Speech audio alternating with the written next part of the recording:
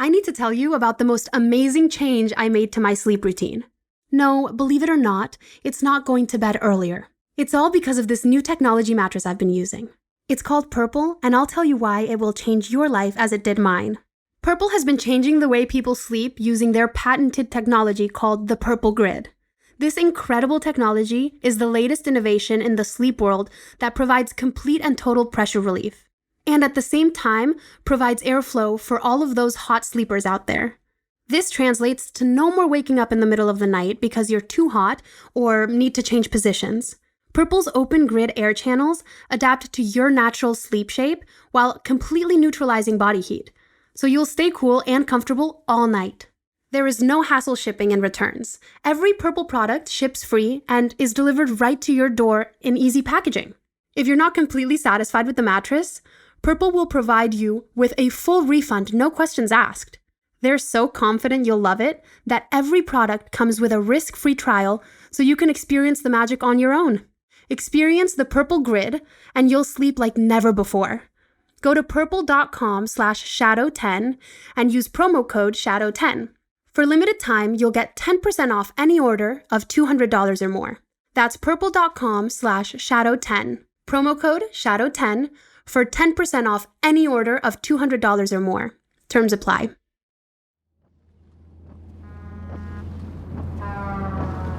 The Shadow Diaries from Studio 71 and Snarled Entertainment. Are you ready? Yeah, ready. Okay, I'm gonna do it. Wait. What? We're running out of time. Unless you have another idea? Go on. Do it.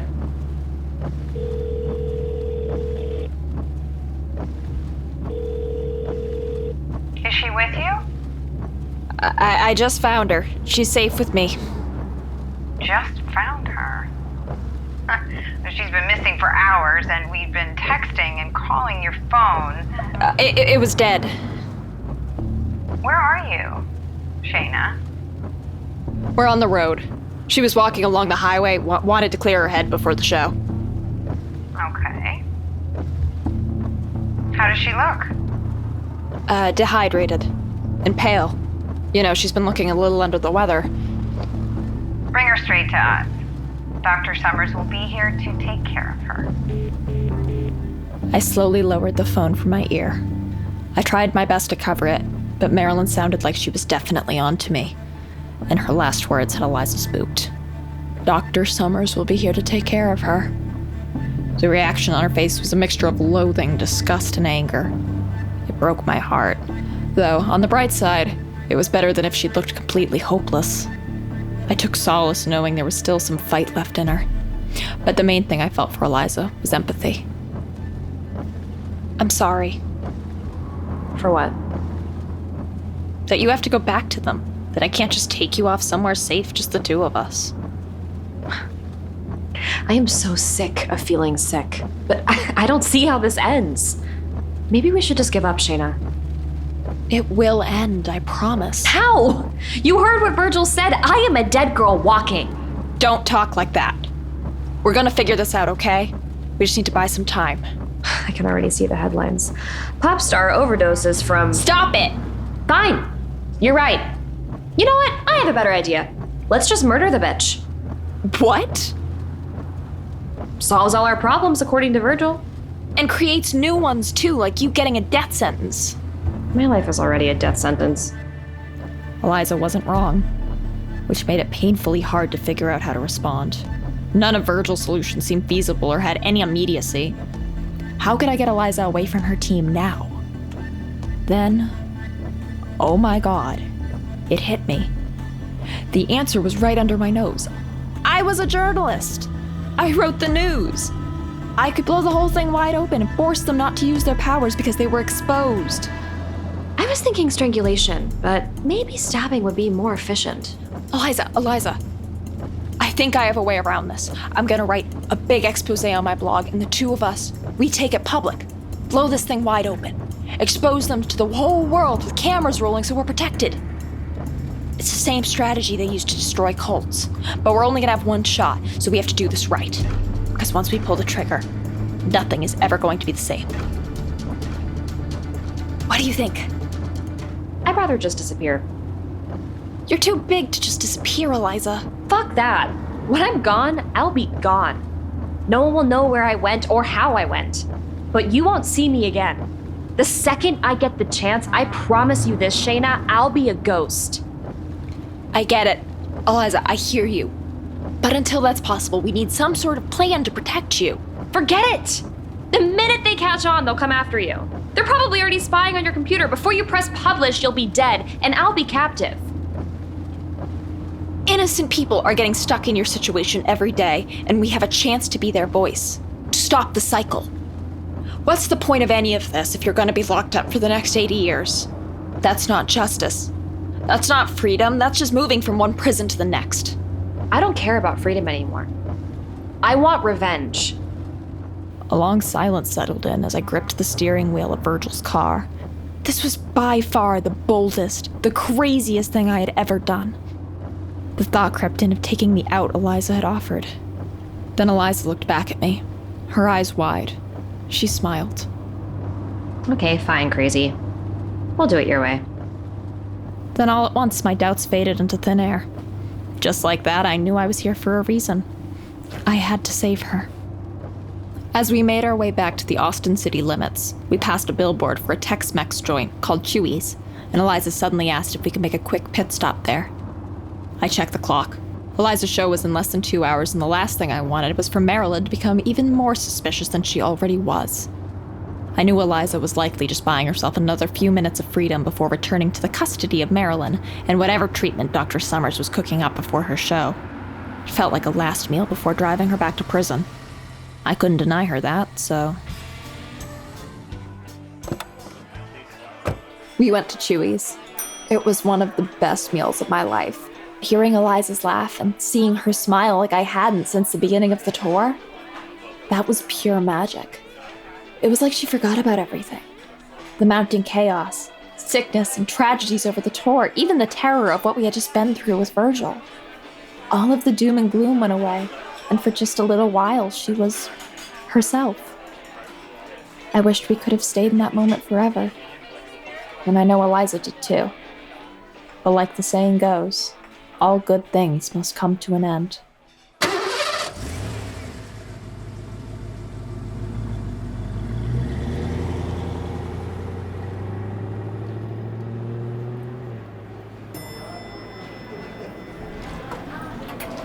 We got back to the hotel and I walked Eliza back to her room, playing my role of responsible adult for what I hoped would be the last time before I published my article.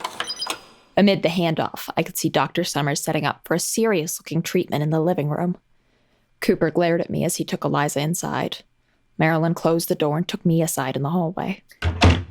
Look, I don't mean to accuse you of anything, Shana, but this thing between you and Eliza is getting a little uncomfortable for us. It's one thing for you to be a friend to her. It's another for her to use you as her enabler behind our backs. I spoke to Chuck, and we think you should concentrate on finishing the story on your own and head home before the next stop. If we need you, we'll give you a buzz, okay? In separating me from Eliza, Marilyn easily could have triggered me to adopt Eliza's strategy of slashing her throat right there in the hallway. Nonetheless, I managed to keep my happy face on until the door closed. Little did Marilyn know, she had just thrown fuel on the fire of my plan to bring her and her entire death cult to their knees. As I set off to compile my notes into the makings of an outline, the biggest conundrum I was facing was providing hard evidence. I had theories through the roof, some more convincing than others. But taking a step back, looking at this thing objectively, I knew it was going to sound crazy, for lack of a better word. I was resting my argument in Eliza's future on millions of readers suddenly subscribing to the idea that a secret underground society of the occult was an actual thing. I paused.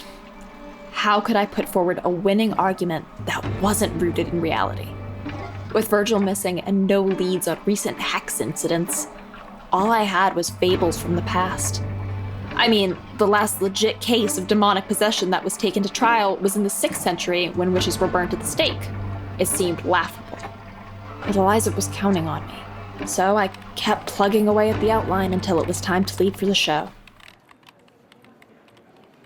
That night, we all met in the lobby before caravanning over to Eliza's show. I noticed the roadies all huddled in a circle. As I approached the huddle, I saw they were holding shots of whiskey, about to make a toast. To Trevor. This one's for you, bud. They knocked glasses and took back the shots. Weird, I thought. Trevor was the last name I expected to hear coming out of someone's mouth on this tour. I grabbed my bottled water and made a belated toast to the group. To Trevor. Not really cool to do a fake toast, Shana. Sorry, I'll butt out. I obviously don't even know the guy. I wouldn't be so sure about that. Really? I mean, I don't think I do. Care to elaborate? We all signed NDAs, and they definitely don't want us talking to you. You're the journalist, you figure it out. The roadies dispersed and filed onto the bus. I jumped on after them, feeling totally out of the loop. NDAs? For what? The only Trevor I knew was the stalker, who presumably killed Eliza's cat and later died during the filming of her music video. Why would they be toasting him? My head spun with theories, and the worst of them kept leading me back to Eliza. Had she misled me about who Trevor really was? It made me uneasy as hell. If we were going to be in this together, I needed to know everything, and I needed to hear it from her personally.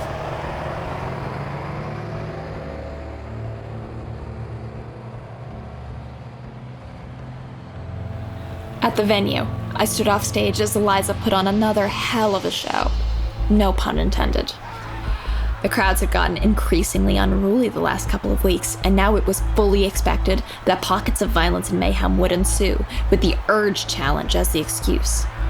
But after everything Virgil had laid bare for us the night before, I saw it all through a new lens.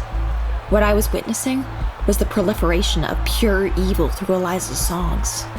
But watching her perform had lost all its magic for me. The lights, the visuals, the sound, the stardom. It had gone from fantasy to terrifying reality. Knowing it was all lies. That Eliza was just a vessel, a face for others to capitalize on. The way I saw it now, she was nothing more than a dancing monkey. I looked out at the screaming fans. In a way, they were just as complicit, only unknowingly. I wondered if they would still indulge the same way if they had seen a tiny fraction of the suffering she had been through to create this moment for them. Tears filled my eyes as it sank in for me. I'll never be able to listen to Eliza Gould's music again. Some guy bumped into me, as guys at these venues always seem to do, jumping, raising their fists in the air, raging to the music. Inspired, ain't she? I glanced to the man as my blood ran cold. It was the same sleeveless shirt-wearing hillbilly who killed Sam and did God knows what to Virgil at the bar. Jesus, how did he get backstage? I turned away quickly, praying I hadn't been exposed. What the hell was he doing here? Who was he with? I glanced back around to see 3 more lookalikes, all jumping up and down aggressively to the music, eyes glazed. I could just make out the white text on their black trucker hats that read, "Make music great again." Yeah, Eliza! Epic show, right? The burly group of 40-somethings stood out among the otherwise teen and 20-something fans, looking terrifyingly out of place. Then, of course, they hadn't come here as fans, but as disciples. I held my breath as the shocking realization rushed in. That I was standing next to cold-blooded killers. My arms started to tingle. Pre-panic attack. My heart pounded, my head went light. I was way in over my head. I glanced again at the man who bumped into me just to make sure. Oh God, yep, it was him. He smiled back at me, his silver teeth shining in the strobe light. I was almost too petrified to speak before I was forced to reply. Yeah, epic. He stared at me, as if he might recognize me after all. And adrenaline flowing, I ran off. I took an Uber cab back to the hotel, checking the back window the whole ride there. Who were these guys? Why were they backstage? Was I in danger? I had so many questions. I felt unsafe, and my unresolved questions to Eliza weighed heavily on me. I paced back and forth thinking about my next move. I needed to talk to Eliza. I felt like we had to put our plan into action sooner than I expected because what if they were onto us? Our already short window felt even tighter now. Still, I couldn't do this alone.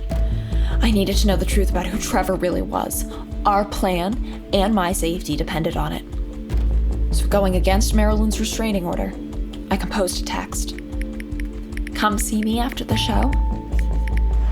I sent it to Eliza and waited, wondering if this was all in vain. If she saw the message, would she even remember our plan? What if she was too far gone? Or what if Marilyn had already clamped down, taking control of her phone and deleting unwanted messages? None of it boded well, and as the minutes dragged on into hours, my hopes faded. I sat in a comatose state, too depressed, too exhausted to do anything more, until I looked through the peephole, and there she was, Eliza. I let her in right away. Shana, we have to be quick. They only let me go to get a snack from downstairs. I'll be quick. Jesus, you look more scared than I am. What's going on? I need you to tell me something. Yeah, anything. Who was Trevor? Don't know what to do with yourself until the next episode of the Shadow Diaries? Shudder's got you covered. As the world's premier streaming service for horror, thriller, and supernatural content, Shudder is spooky 24/7, 365. Just because Halloween has come and passed doesn't mean that scares don't continue. Shudder has the largest, fastest-growing human-curated selection of thrilling and dangerous entertainment.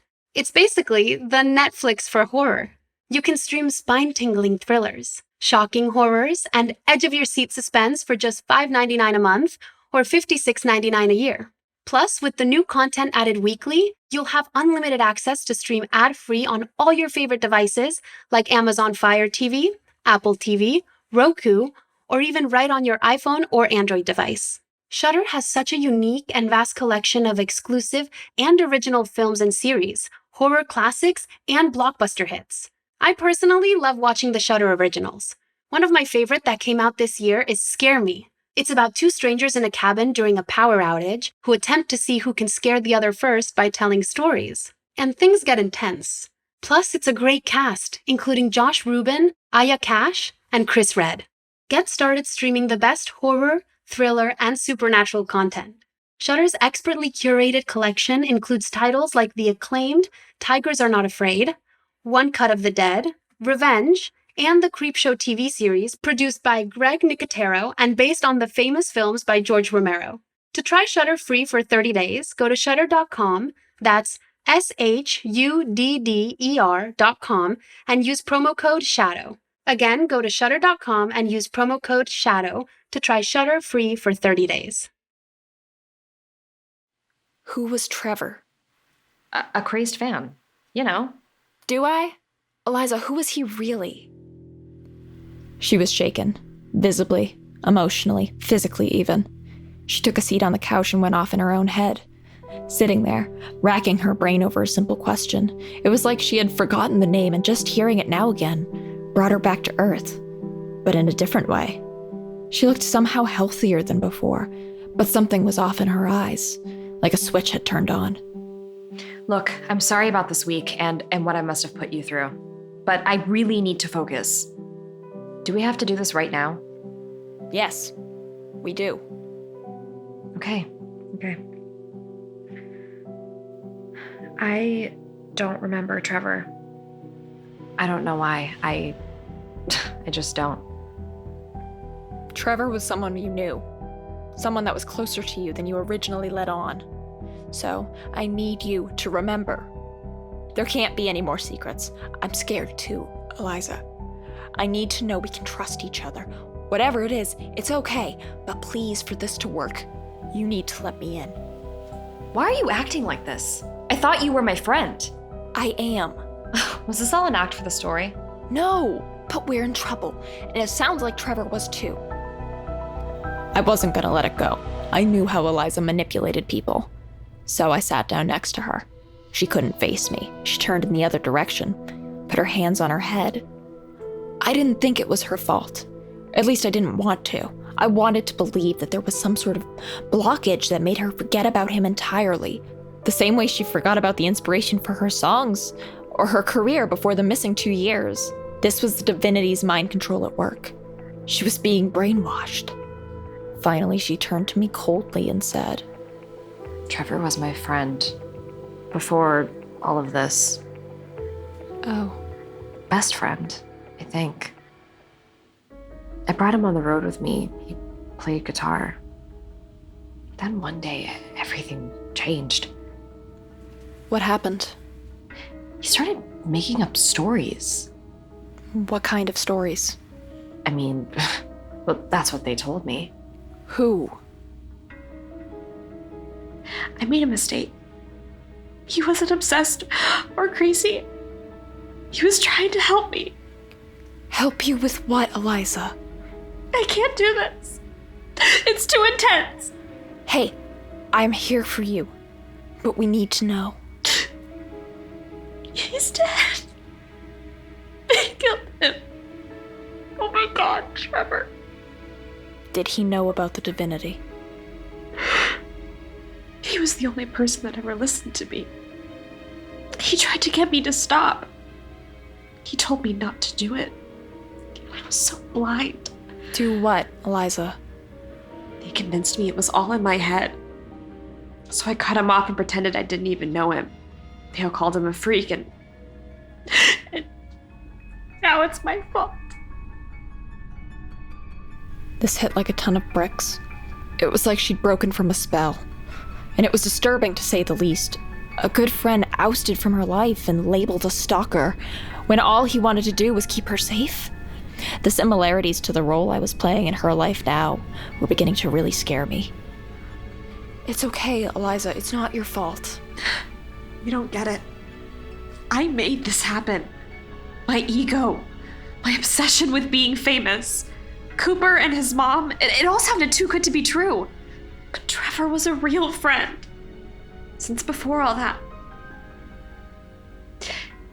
He must have known from the beginning. The beginning of what? My commitment to the divinity. The ceremony. The oath. The whole thing. Tell me about it.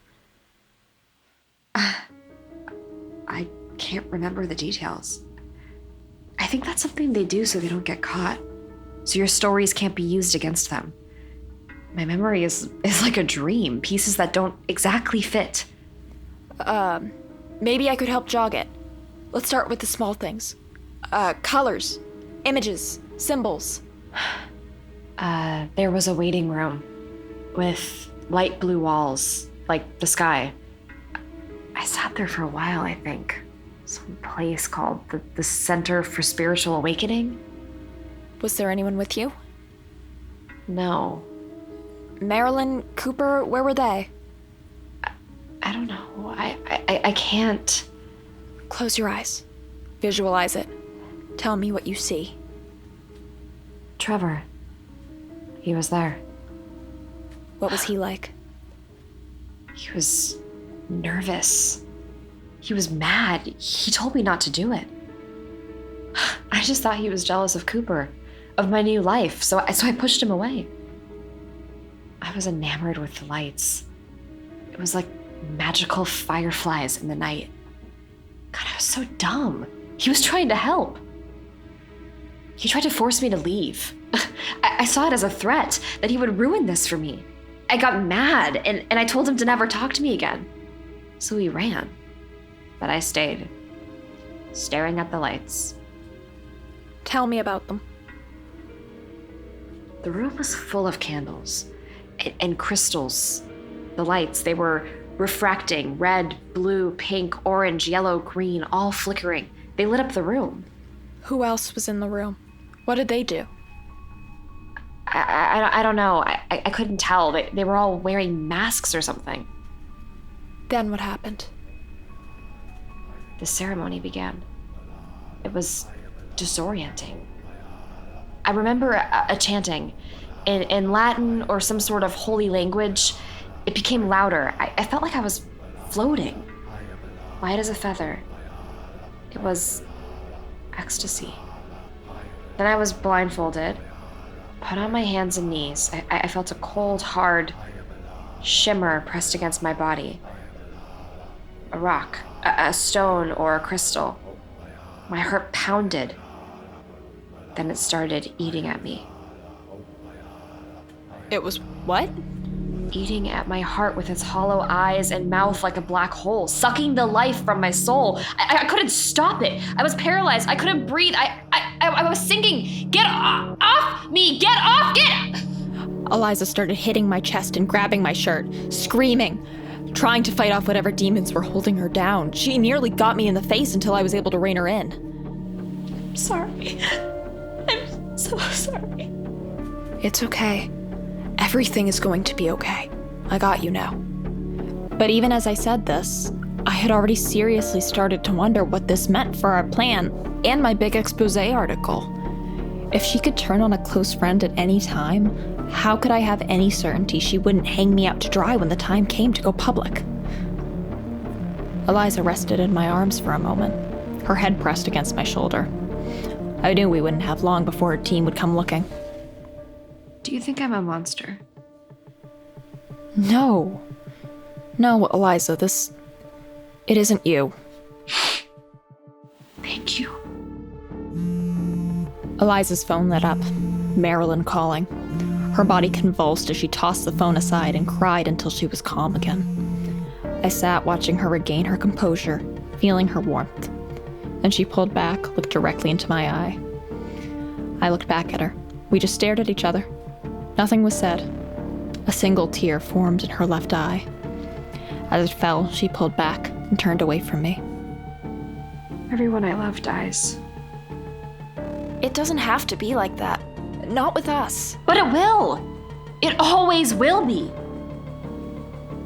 I'm gonna leave now. And when I walk through that door, I never want to speak to you again. As Eliza stood to go, I didn't know what to say. I had so many feelings, thoughts, mixed emotions. And deep down, I knew she was right. If I stood by her side, I would be putting myself in serious danger. But I couldn't let her go. She'd been a part of me since I was a teenager. Now she was so much more than that. Eliza, I'm not just going to leave you here with these people. Are you crazy? They're going to kill you! They're gonna kill you!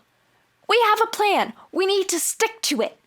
I told you I'm gonna finish writing this piece, expose them, and get you out of this. And that's exactly what I'm gonna do. Nothing has changed.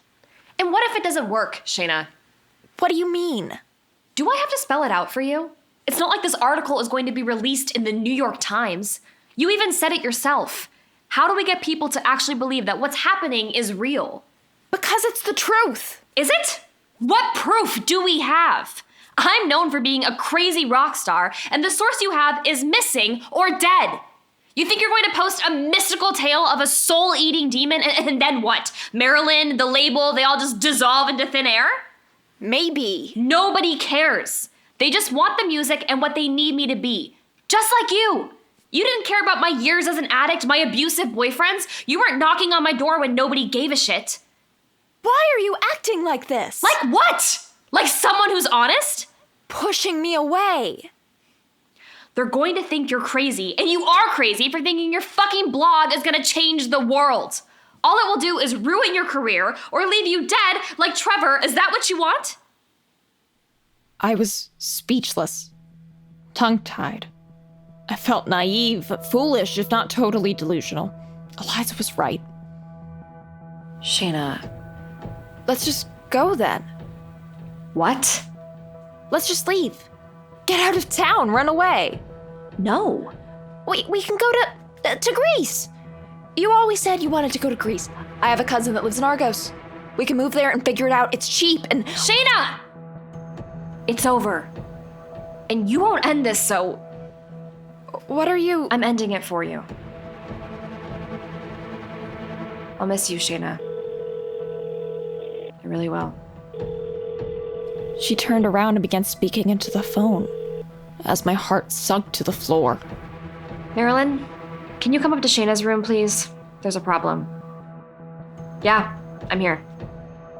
I sat back down on the couch in silence next to Eliza. I had no words, and she had none for me. I knew she only wanted to protect me, but it still felt like a dagger had been twisted into my chest, like I was being broken up with. I heard footsteps and knew exactly who they belonged to. Eliza, are you okay? Tell me what happened. I'm fine. Shana, I thought we had an understanding about what your place is on this tour, and it is definitely not in a closed hotel room with my talent. What did she do to you? I can explain. No, you, Eliza, tell me what happened. She's a fraud, Marilyn. What? A sad little fangirl who won the lottery with this assignment. Eliza? She thinks I'm in danger and she wants to save me from this world. Hearing her say those words out loud hurt. The demotion to fangirl pissed me off too, even though I knew she was just doing this to protect me.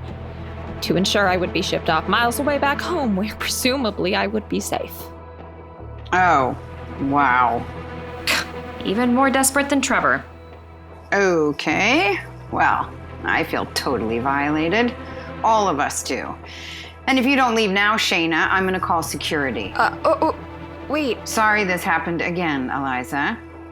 It's just showbiz. Why don't you go get ready for the show and I'll take out the proverbial trash. No need. I don't want any trouble. Just let me pack my bag and check out. Bye, Shana.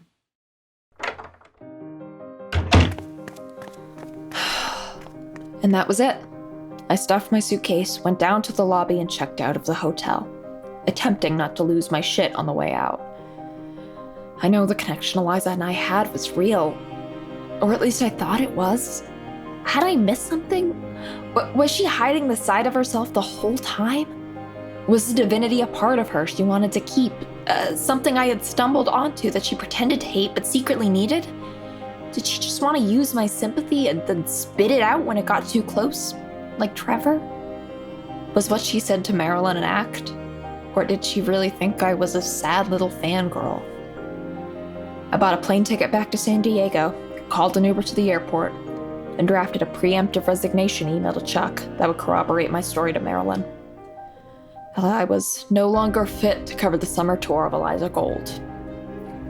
That I had become too close with my subject, and that I hoped he could respect my process as a journalist and my judgment.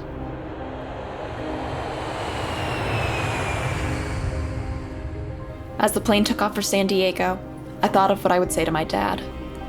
Other than leaving Eliza, disappointing him would be the hardest part of leaving my job. But as much as all this hurt, and it hurt bad, I had to breathe a sigh of relief. I felt safe for the first time in days. But the second my phone was connected to Wi-Fi, my relief abruptly ended. Shana, I overheard Dr. Summers and Marilyn saying something. Something like things around me are about to really change. Different people, more meds, like they're preparing me for something. I'm sorry I had to do what I had to do earlier. I'm really scared. I don't want to lose you, but I don't know how to keep you in my life. Please don't text me back. I'm erasing this message before they can see it. As I read Eliza's frantic texts, my heart began to race. I started to sweat. Eliza was in trouble and wanted my help, but I was already in the air. I had already asked my dad to meet me at the airport. It was too late. Or was it? All I knew for sure was I would never forgive myself for not trying to stop the evil forces from the final takeover of Eliza Gold.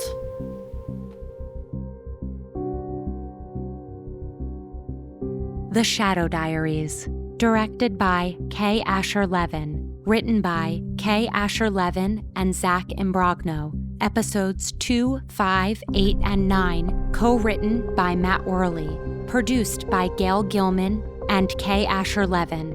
Edited by Fitz Harris. Executive producers Michael Schreiber, Dave DeVries, Stephen Pearlstein, and Gail Gilman. Starring Madelaine Petsch as Eliza Gold and Kara Hayward as Shana Secco. featuring Constance Zimmer as Marilyn Rose, Kay Asher-Levin as Chuck, Markia McCarty as Priya, Clint Howard as Dr. Summers, Lydia Hurst as Christine, Davi Santos as Trevor, Carter Jenkins as Cooper Rose, Gerald Webb as Virgil, co-produced by Andrew Seeley, Josh Falcon, audio engineer, Annalise Nelson, associate producer, music provided by Gramoscope, mixing by Peter Lipinski, podcast cover art by Dak Schaefer, script supervisor Rebecca Samini. Additional featured voices by Zach Imbrogno, Sarah Lukasiewicz, Danny Gonzalez, Patrick Hambrick, Danielle Hootmer, Lauren Stevenson, Marina Ashvar, Zach Justice, Brighton Charbino, Saxon Charbino, Jimena Medina, David Warwick, Max Sternbaum, Jack Donnelly, Zeke Thomas, Dustin Moat, Brady Morphy, Sarah Sinsel, Dylan Swimmer, Ella Swimmer, Kira Lukasiewicz, and B. Busta.